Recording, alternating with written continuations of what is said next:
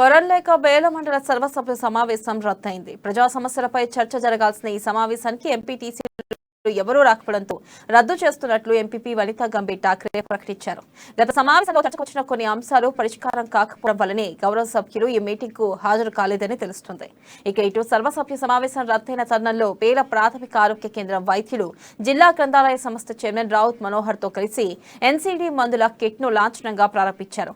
తెలంగాణ రాష్ట్ర ప్రభుత్వం ప్రతిష్టాత్మకంగా రక్తపోటు, మధుమేహం రోగుల మందులను జాగ్రత్తగా పెట్టుకోవడం కోసం ఒక బ్యాగుతో పాటు మందులను కూడా పంపిణీ చేస్తుందని వైద్యులు క్రాంతి కుమార్ తెలిపారు. నిరక్షరాస్యులు సైతం సులువుగా బ్యాగులను గుర్తుపెట్టుకునేలా ఈ బ్యాగును రూపొందించినట్లు చెప్పారు.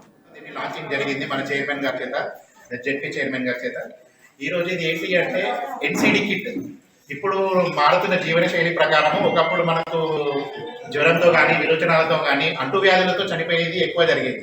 కానీ ఇప్పుడు మారుతున్న జీవన శైలి ప్రకారం ఇప్పుడు ఏమైంది అంటే బీపీ, షుగర్, పక్షవాతము ఇలాంటి వాటితోని ఎక్కువ మరణాలు జరుగుతుంది. ఇవన్నీ మనకు కంట్రోల్లో ఉండాలంటే బీపీ, షుగర్ కరెక్ట్గా మందులు అనేవి రొటీన్గా చెక్ చేసుకోవాలి, ఎప్పటికప్పుడు గోళీలు వేసుకుంటూ ఉండాలి. సో ప్రజలందరూ చెక్ చేయించుకోవట్లేదు రొటీన్గా ఎప్పటికప్పుడు. ప్రతి 6 నెలలకు 30 సంవత్సరాలు దాటింది అంటే ఖచ్చితంగా 6 నెలలకు ఒకసారి బీపీ, షుగర్ టెస్ట్ చేయించుకోవాలి, రక్త పరీక్షలు అనేది చేయించుకోవాలి. దానికోసము మన పిఎస్సి లెవెల్లో అయితే